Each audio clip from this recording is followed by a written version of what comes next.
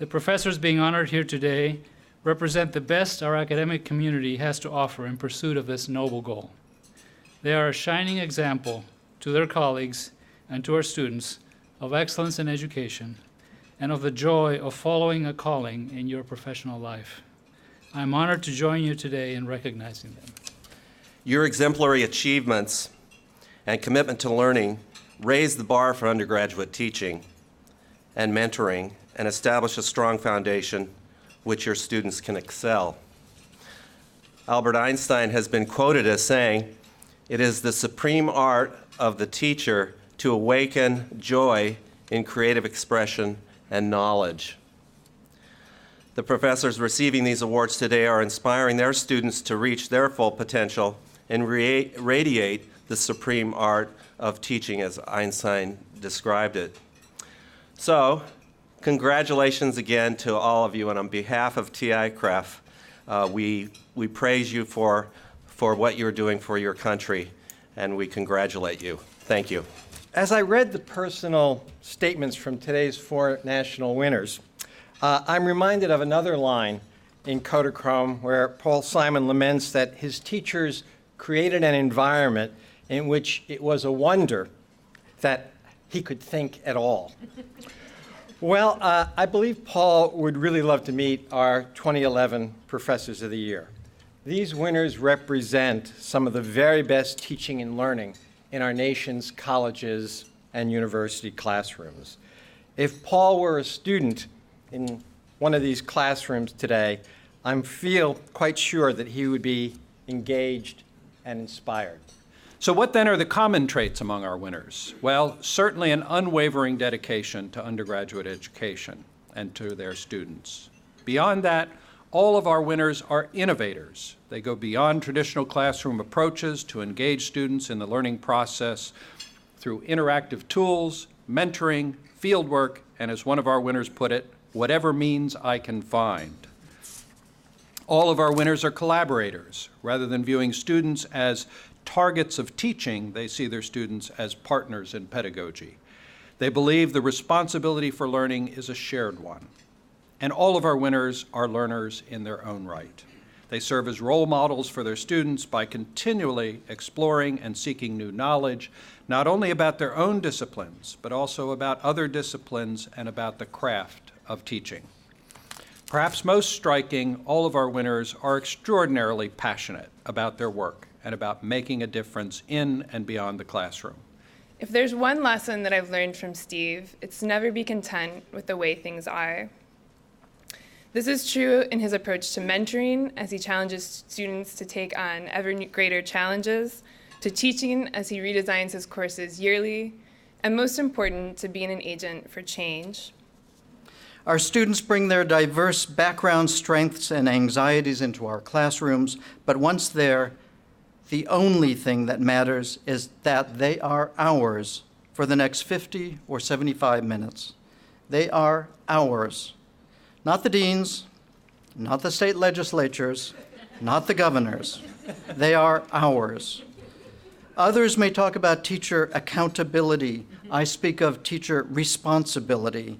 And our responsibility is to the students sitting in front of us. And the question we have to answer is, what are we going to do to help students take ownership over their own learning so as to better claim ownership over their futures? What makes a great teacher? Is it knowledge, ability, time, dedication, commitment, compassion, high ethics, leadership? Yep. All this and so much more. And while many strive to these high standards, very few achieve them. I've been very blessed to have been taught by one who does. I've known Dr. Wetzel for nearly 20 years. Personal friends first. I became her assistant nearly 7 years ago and her student nearly 5 years ago. I was delighted to discover that the ethical, forthright woman that I'd known for so long was the same woman not only in our new relationships, but across the board. I think everybody should have the opportunity to be a teacher of something at least once in their life for a long period of time, because I think it would let you see how hard it is, how much work it takes, how much effort and how much of your soul and how much of your heart you invest in the students.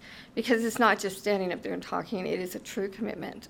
But on the flip side of that, you get to see the light bulbs turn on. You get to see students who could never do something finally figure it out.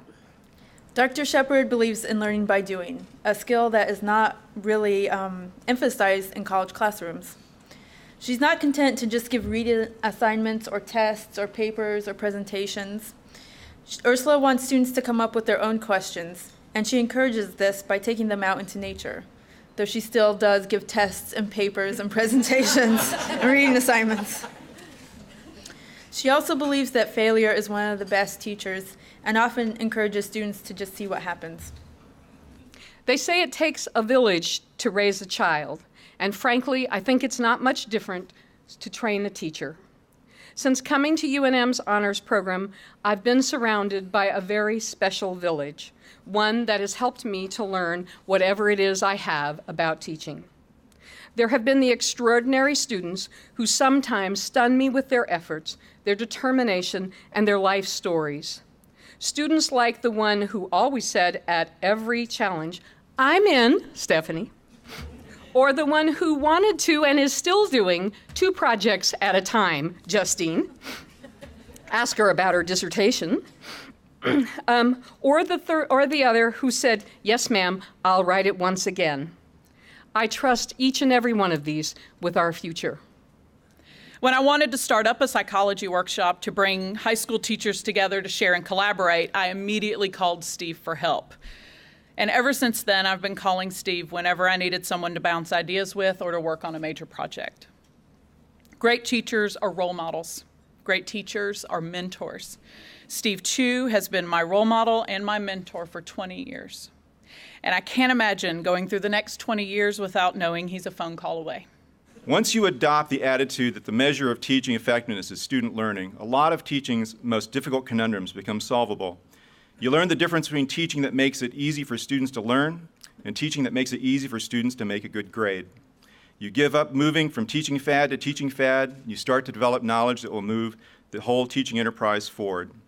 You give up the idea that good students make for good classes, and you realize that great teachers can create great students, and great students, like Amy Feinberg, can inspire and create great teachers.